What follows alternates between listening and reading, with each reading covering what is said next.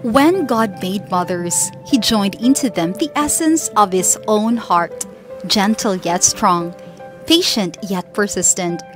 More than caretakers, mothers are reflections of God's love, His provision, and His tender care for all humanity. Through their compassion, nurturing, and sacrifice, mothers mirror God's character. They heal with hugs, teach with patience, and love without condition. They play a sacred role in shaping souls and nurturing faith, raising the next generation under God's plan. So today, how can we honor the gift God gave us when He made mothers? To all the moms, you're God's masterpiece in motion, because answers are still not enough to fathom when God made mothers. Today on Good Morning Pastor.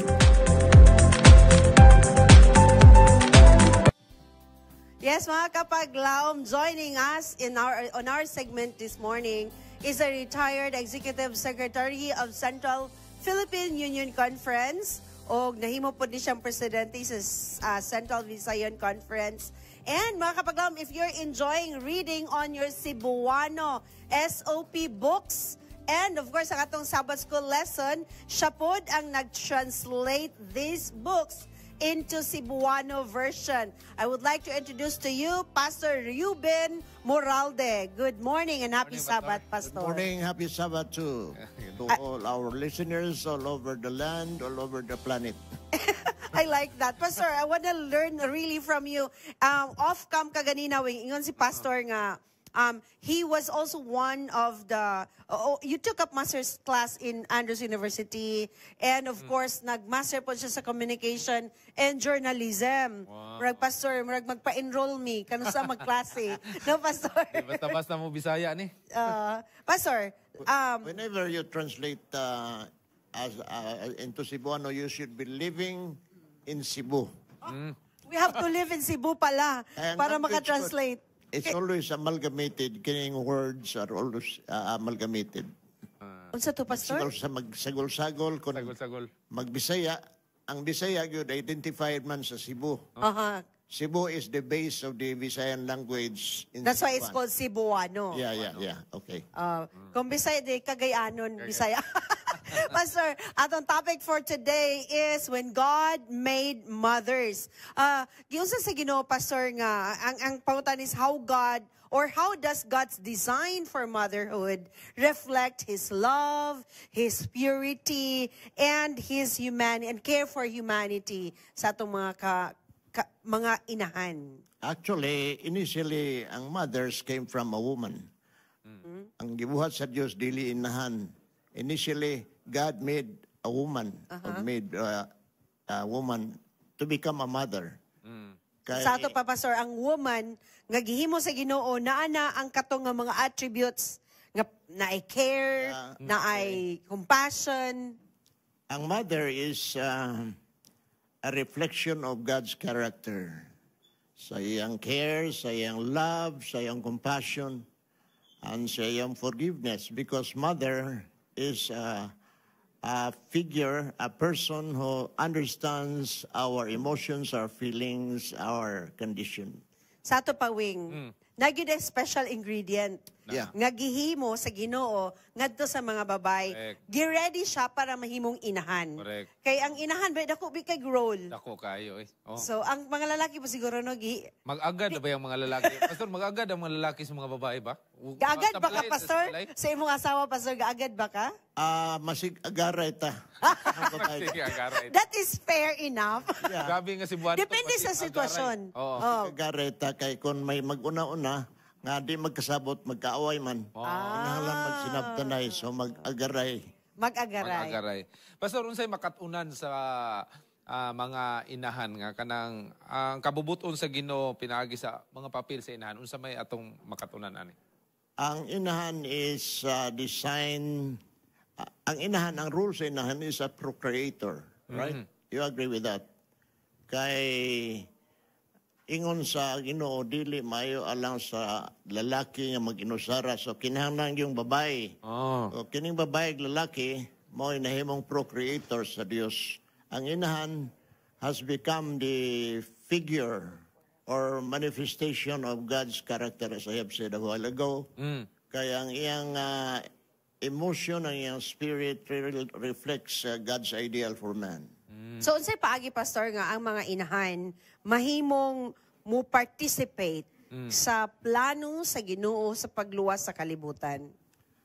Actually, ang mga inahan o ang simbahan, they are equated.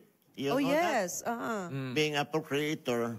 So, God is very wise nga gibuhat niya ang inahan, ang babae ngadto sa pagkainahan, o ganya gikan sa pagkainahan ngadto sa iglesia o simbahan. Kaya ang procreation could either be literal, physical, o ganya ngadto na sa equation ngadto sa spiritual. So, you notice nga ang procreation, ang sugos Ginoo, go and multiply. So through the mother and of course the union of father and mother, mahimong procreator og niya and na-multiply ang population. And so God's design is very, very astute, very deep for our understanding. And whoever has imagined nga ultimately ang iglesia would represent the mother. Yes. Kay gikan sa iglesia, ang tuyo sa Dios ng kalibutan mapanalinginan sa kaluwasan. So ang iglesia should also produce Children. spiritual children. So kining motherhood o ang iglesia are very closely equated. I understand po, Dwingno, nga sa unang mga panahon, ang mga kings and emperors, ginapili yun nila kung kinsay mga queen Correct. sa ilang mga ears. Kaya nga, no, 90% baya daw sa intellectual capacity sa bata is gikan sa mama. Unya daw, medyo dili kay intellectually capacitated ang inahan. So, ang anak unya, na-appeal na siya. Appeal. Then, genetically, kinahanglan, prepared, healthy ang babae. Mao din ang mga inahan, may mga di jud kaliwat na kunak. Usay, pag naganik ang katong ang isa nga anak nga bread, mingon ding inahan, liwat ka na kunak. Ang atong isa piki, di jud kaliwat ka papa, jud kaliwat na. Pero tinuod daw na, I don't know if... Pastor, ha? Mag-ilugay mo ganun liwat. Liwat. Oh, muklim yung inahan, una yung muklim. So ang inahan jud mo madakan sa credit sa development sa bata. Kay 9 months ba ya ang Right. development, di ba? Ang Right. frontal lobe, ang tanan nga Correct. development sa bata, diha sa womb sa mama. Pero makabalo sa mga lalaki. Moingon mang lalaki nga, kamo may una nagpakasala god. Mo nang agwantahon yun ng 9 months ng bata. Kay di asawa nga nanganak sila bugtong usara. Habugira usahay kining mga inahan.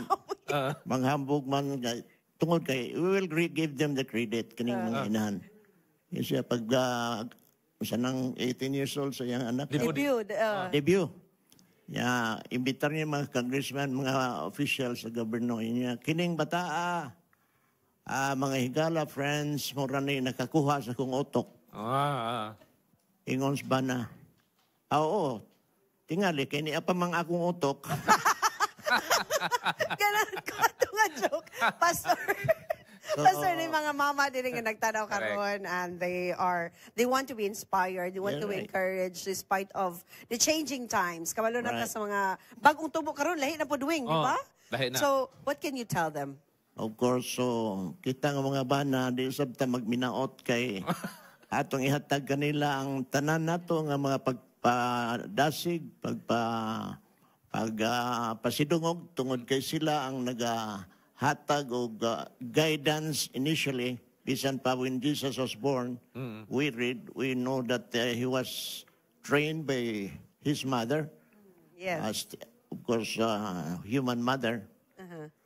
So out of the mother's ministry for the training of the children, we give them all the credit. Amen for that. So, alam sa tanang mga mama, ato gining suliton nga ato gining panahon karon.